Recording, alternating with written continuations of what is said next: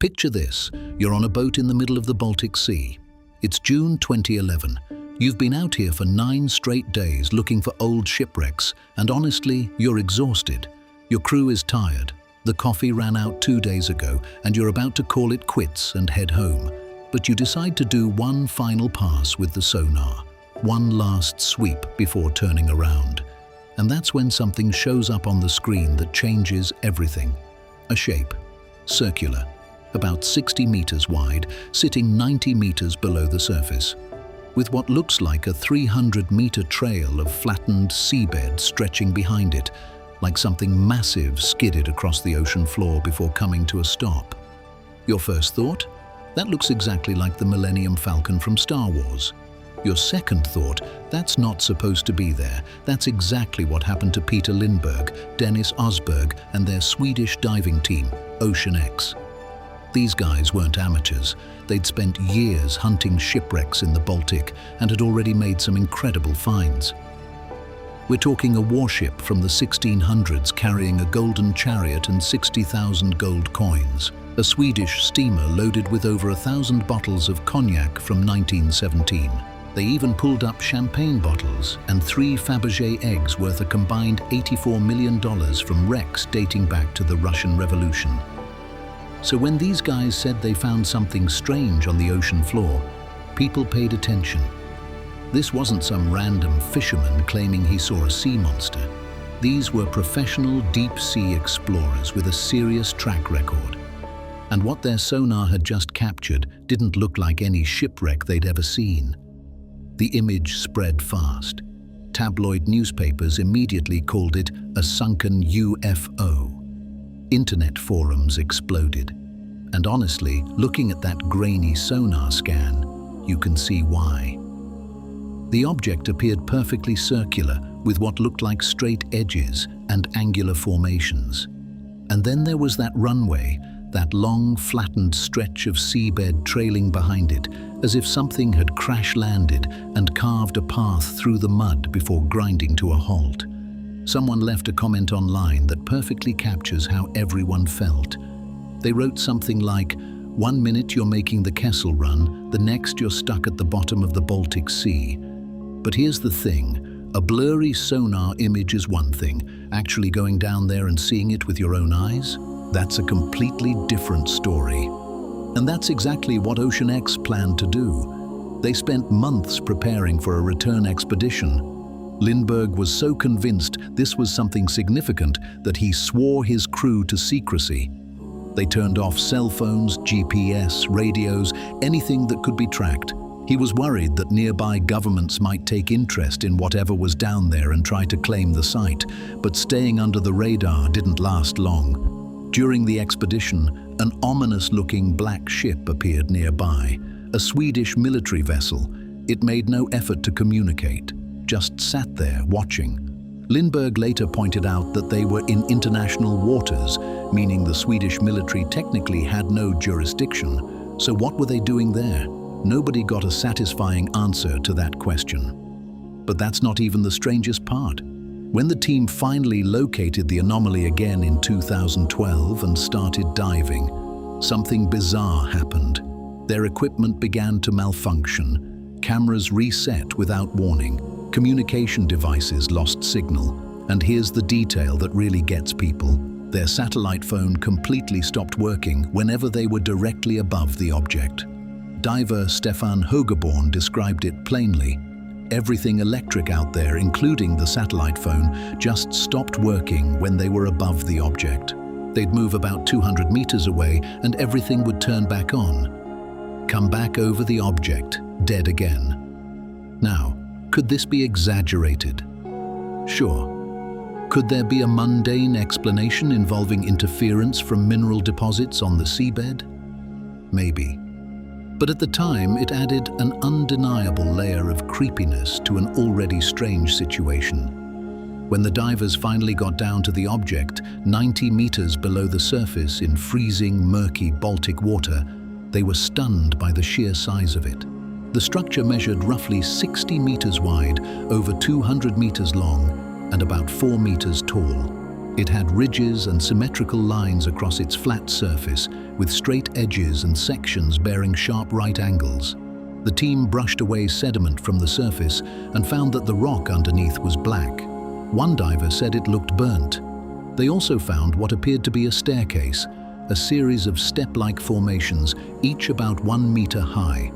2 holes were discovered on top of the structure, one around 25 centimeters wide and the other roughly 2 meters in diameter, with what looked like a square frame built around the larger opening. There were rectangular corridor-like formations visible on the sonar scans. And roughly 200 meters away, they found a second object with its own trail running in the same direction, almost parallel to the first. Okay, so let's take a breath here, because this is the point where this story splits into 2 very different paths. On one side, you have the people who looked at all of this and said, that's not natural. Something intelligent made this, or something crashed here. On the other side, you have scientists who started examining the evidence and found explanations that are far less dramatic, but arguably more interesting. Here's where things get complicated. The OceanX team collected rock samples from the structure and the surrounding seabed and sent them to Volker Bruchert, an associate professor of geology at Stockholm University. What he found was mostly granite, gneiss, and sandstone. In other words, exactly the kind of rocks you'd expect to find at the bottom of a glacial basin like the Baltic Sea. The strangest sample was a piece of basaltic rock, which is volcanic in origin. And here's the catch. The Baltic Sea has no active volcanism. It hasn't had any since the Proterozoic, which was over 500 million years ago. So volcanic rock sitting on the Baltic Sea floor is genuinely out of place. But Bruchert had a reasonable explanation. The entire northern Baltic region was massively shaped by glacial processes. Glaciers are nature's bulldozers. As they advance, they pick up rocks, boulders, dirt, and debris from the landscape and carry it hundreds of kilometers. When they melt and retreat, they dump all of that material wherever they happen to stop. So a piece of volcanic basalt could have been picked up somewhere far away and deposited on the Baltic seafloor thousands of years ago. Weird, yes. Impossible without aliens? Not at all. And then there's the sonar image itself, which became a major point of contention. Hanumant Singh, a researcher from the Woods Hole Oceanographic Institution, one of the most respected ocean research centers in the world, took one look at the scan and was not impressed. He pointed out that the OceanX team used a cheap side-scan sonar technique that, while perfectly fine for locating shipwrecks, is not designed to give detailed images of the seafloor. Worse, he noticed a reflection of the circular formation appearing on the opposite side of the image, which is a telltale sign of crosstalk between the 2 sonar channels. That means the instruments weren't wired correctly. The very image that launched 1,000 UFO theories might have been distorted from the start. Finnish geomorphologist Jarmo Korteniemi weighed in too, calling the idea of a volcanic explanation implausible given the geology of the region. He said the formation, including the so-called runway, is most likely a drumlin, a smooth, elongated mound of sediment formed by glacial action.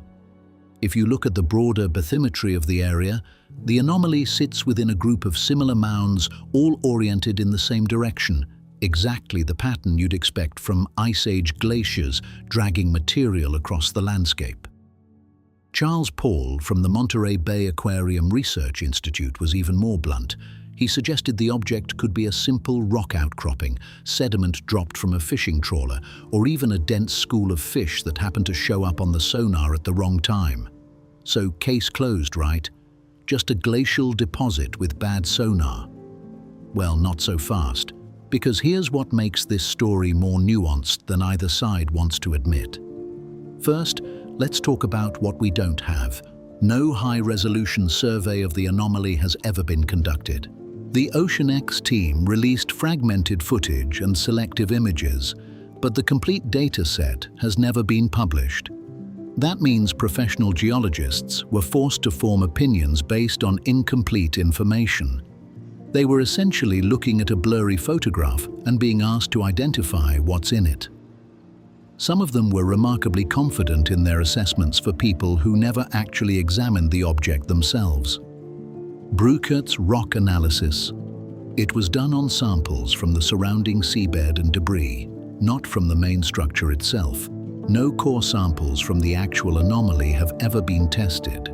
There's a significant difference between analyzing the mud around an object and analyzing the object itself. Second, the electronic interference was never satisfactorily explained. Sure, you could chalk it up to equipment issues on an aging vessel, but multiple crew members reported the same phenomenon independently, and it followed a specific pattern tied to proximity to the object. That doesn't prove anything extraordinary, but it does mean we can't just wave it away. And here's where this story takes an unexpected turn that most people don't know about. In 2021, a completely separate team of researchers from Kiel University in Germany was conducting a marine geophysical survey in the Bay of Mecklenburg, another part of the Baltic Sea. They weren't looking for anything unusual. It was a routine teaching expedition aboard a research vessel, but their instruments picked up something bizarre on the seafloor, 21 meters below the surface. A wall, not a natural ridge, not a random pile of rocks. A deliberately constructed wall made of over 1,600 stones, stretching for nearly a full kilometer. They named it the Blinker Wall. After years of analysis, published in the Proceedings of the National Academy of Sciences in 2024, the research team concluded that this structure was built by Stone Age hunter-gatherers more than 10,000 years ago, likely to funnel reindeer toward a lake where hunters could trap and kill them. It was constructed when the area was still dry land, before rising sea levels flooded it and created the Baltic Sea we know today. This makes the Blinker Wall potentially the oldest known man-made megastructure in Europe, older than Stonehenge, older than the Carnac stones in France, and it had been sitting there, hidden under the Baltic waves, completely unknown to modern science until a routine survey stumbled across it. Now think about what that means for the Baltic Sea Anomaly. We're not talking about whether ancient people could build massive underwater structures. They literally did, in the same sea. The Blinker Wall proves that the Baltic conceals man-made structures from deep antiquity that we are only beginning to find. Underwater archaeologist Andreas Olsson examined the anomaly and came to a very different conclusion than the geologists. He believed the object looked cut or molded, suggesting deliberate construction. His theory doesn't sound so far-fetched when you consider that humans were building kilometer-long stone walls in the same body of water over 10,000 years ago. But let's be honest about what we're dealing with here. The Baltic Sea Anomaly sits in one of the most uncomfortable places a mystery can sit, right in the gap between probably explained and not fully proven. The consensus among most scientists is that it's a natural glacial formation. The evidence leans that way, but most scientists is not the same as all evidence accounted for. The geometric patterns still catch the eye. The electronic interference still has no clear explanation. The only original image available is that single low-resolution sonar scan. Every other picture you've ever seen of the anomaly online, every detailed rendering, every dramatic illustration, those are all artist interpretations or computer-generated guesses based on that one blurry image. We've literally explored the surface of Mars in higher resolution than we've explored this object sitting in our own backyard. And there's one more thing worth considering. Jonathan Hill of the Mars Spaceflight Facility raised an important point back in 2012. He questioned whether the Ocean X team's motives were entirely scientific, noting that they had plans to take wealthy tourists in a submarine to visit the site. When people make extraordinary claims, he said, you have to consider whether they're personally benefiting from those claims. That's fair criticism. But it's also fair to point out that the Ocean X team had already made legitimate fortunes finding real shipwrecks and real treasure. They had a reputation worth protecting. Would they really risk all of that on something they didn't genuinely believe was unusual? Here's what I think makes this story so compelling. It's not just about the object, it's about what it reveals about us. We mapped Mars better than our own ocean floor. We've spent billions looking for signs of life on other planets, while over 80% of Earth's oceans remain unexplored. The Baltic Sea, one of the most heavily trafficked bodies of water in human history, still managed to hide a 10,000-year-old megastructure until 2021. If a kilometer-long stone wall can escape detection for millennia, what else is down there? The Baltic Sea Anomaly may turn out to be exactly what the geologists say, a glacial deposit shaped by 10,000 years of ice and currents. And if so, that's actually pretty cool in its own right, because glaciers creating formations that look engineered is a fascinating geological phenomenon. But until someone goes back down there with modern high-resolution equipment, takes core samples from the actual structure, maps it in full detail, and publishes the complete data for independent review, we simply don't know for sure.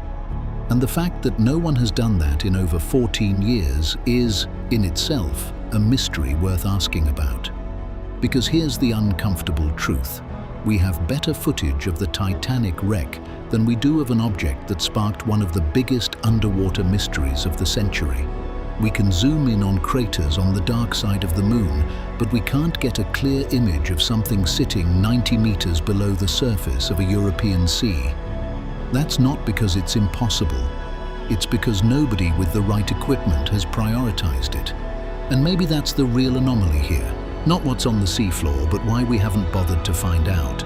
So the next time someone tells you we've figured out everything there is to know about our planet, remind them that there's a 60-meter disk at the bottom of the Baltic Sea that we still can't fully explain, and an ancient stone wall nearby that we didn't even know existed until a few years ago.